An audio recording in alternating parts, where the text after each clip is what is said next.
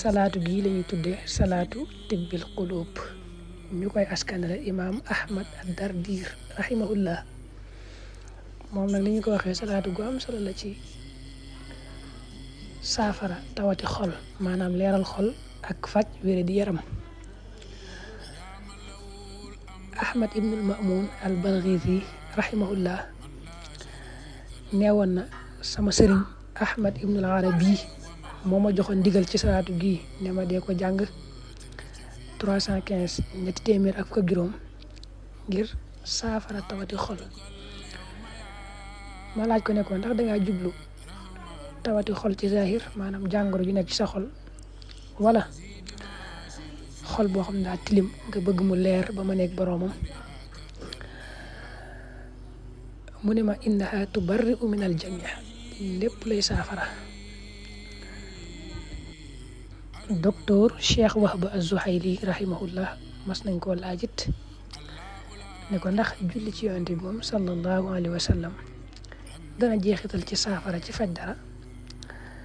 mu tontu ne Cheikh Hasim al-Khatib mas nañoo jàngal ne koo xam ne dara da koy metti mu jël ab loxoom teg ko ci ab lexam daal di jàng salaatu gii di salaatu tibbil qulub fukki yoon tifli ko fa muy mettee, loolu dana saafarawu. daal ne ko lu ma jarbu la, lu ma nattu la ba gis ko, ne ko fu ma toll dama koy def waaye duma aajowoo benn garab. ne ko wa hada mujarrab wa ana af'alu dhalika wala ahtaaju ila dawa. boroo xoo xam ne dañuy wax nag ne lim biñ ko jàng bi gën a siiw mooy téeméer ci suba ginnaaw boo jullee fajar ba noppi, ak téeméer diggante takkusaan ak timis, muy suba ngoon rek. lim boobu nee nañu am na solo lool ci faj tawati xol, maanaam ci leeral xol ak faj wér di yaram ci ko takkoo.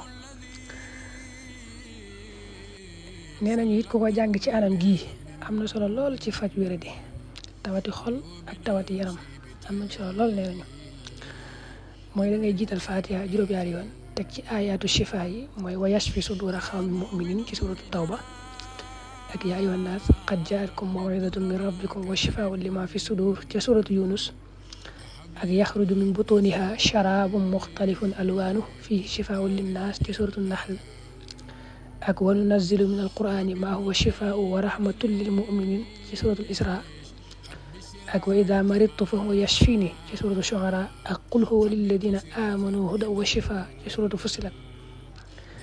nga doon cee teg salaatu gi nag nga xam ne da ngay def Faatiha juróom-ñaari yoon, ayatu shifa yi ma tudd nga def ko juróom-ñaari yoon, teg salaatu juróom-ñaari yoon.